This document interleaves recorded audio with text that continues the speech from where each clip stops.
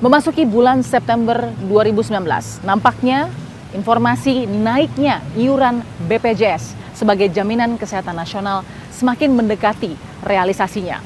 Usulan dari Kementerian Keuangan menganggap bahwa kenaikan sebesar 100% besarannya bisa membantu defisit BPJS yang tahun-menahun semakin memburuk. Dikabarkan, penuturan dari Kementerian Keuangan, defisit BPJS bisa menyentuh hingga kisaran 30 triliun rupiah. Bukan hanya kenaikan atau usulan kenaikan iuran BPJS saja. Masukan dari beberapa kementerian terkait juga menjadi diskusi di gedung DPR. Salah satunya adalah masukan dari Menko Kemaritiman Luhut Binsar Panjaitan yang mengatakan defisit BPJS bisa dibantu salah satunya dengan masuknya perusahaan asing yaitu dari Cina untuk kemudian membantu sektor teknologi informasi atau IT. Benarkah demikian? Bagaimana faktanya? Kita akan lihat dalam episode kali ini bersama saya, Balkis Manisang. Saya bersama dengan ekonom senior kita, Pak Rizal Ramli. Apa kabar, Pak Rizal? Baik, Balkis.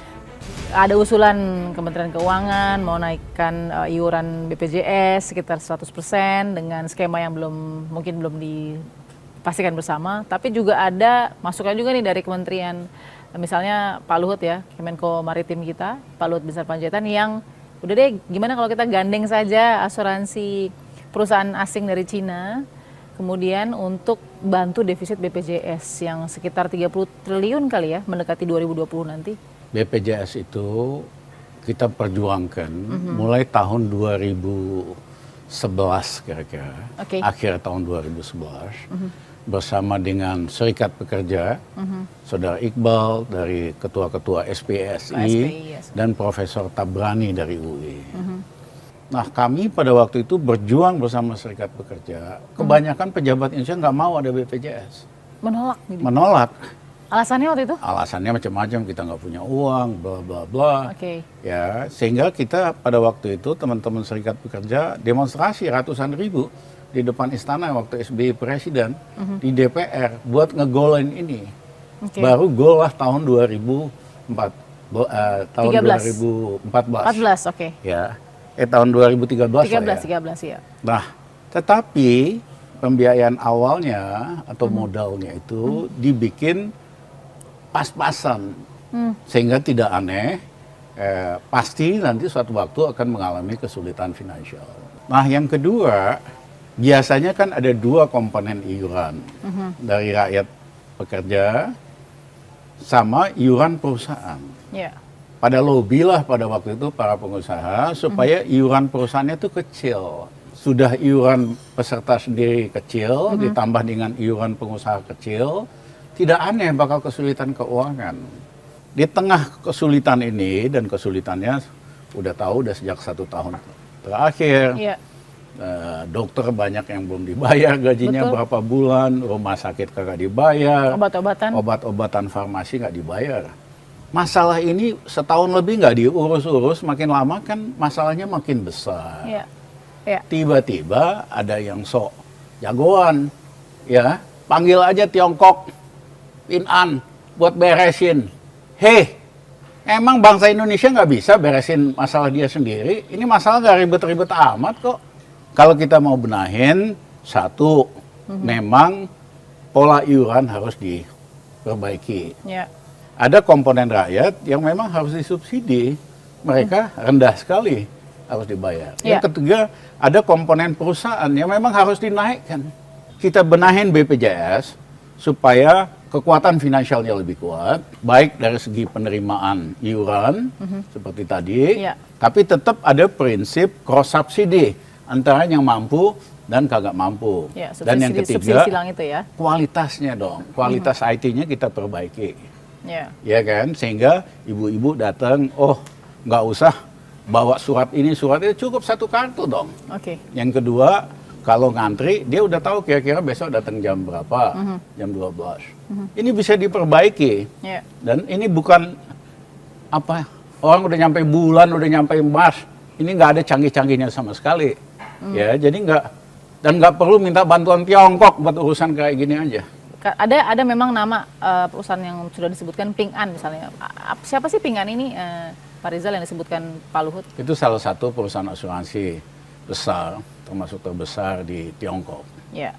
Ya, menurut saya jangan gitulah. Nanti kalau dikasih sama perusahaan Tiongkok ini, data kesehatan kita semua ada di Beijing.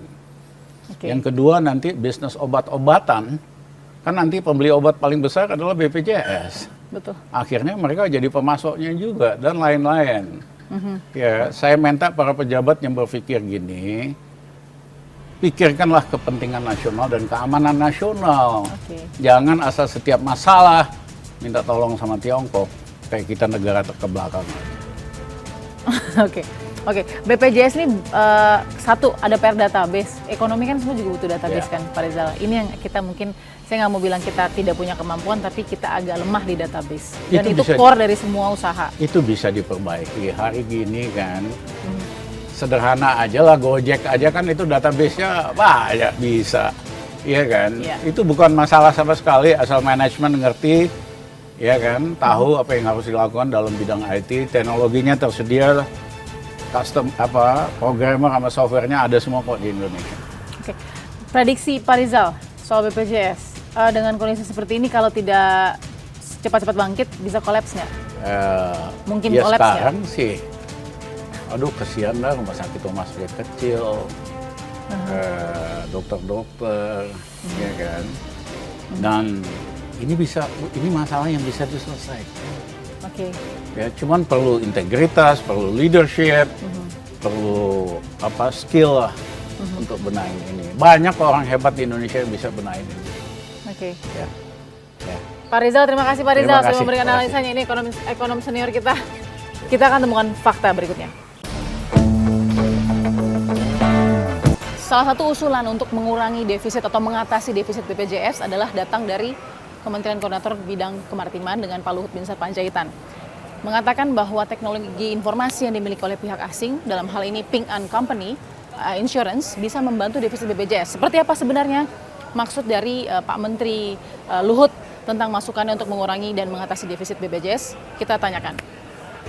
Pak Luhut, Pak Menteri, boleh sedikit tanya Pak, ini sudah mulai masuk bulan September, kerjasama dengan Ping An apakah akan Saya jadi nggak atau tahu tidak? juga. Masukan dari Pak Kan saya udah cukup sebatas menyampaikan masukan aja. Ke depannya saya kan nggak tahu lagi. Rapat dengan dirut BPJS dengan Pak Luhut dan Ping An? Nggak ada, udah mereka waktu itu saya hanya mempertemukan, sudah itu mereka sendiri bicara, saya tidak terlibat lagi.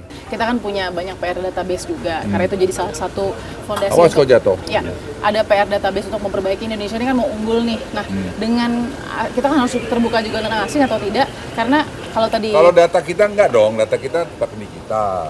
Nggak pernah kita mau kerja data kita. Jadi kalau soal IT tadi masukan dari corporate asing misalnya seperti Ping An, menurut Pak Luhut terbukanya tuh di bidang apa yang bisa membantu defisit BPJS berkurang? Dia tuh hanya sebatas karena mereka tuh paling sekarang healthcare tersukses di dunia kan 3 Ping An. terbesar, ya. Bukan soal terbesar aja, Oke.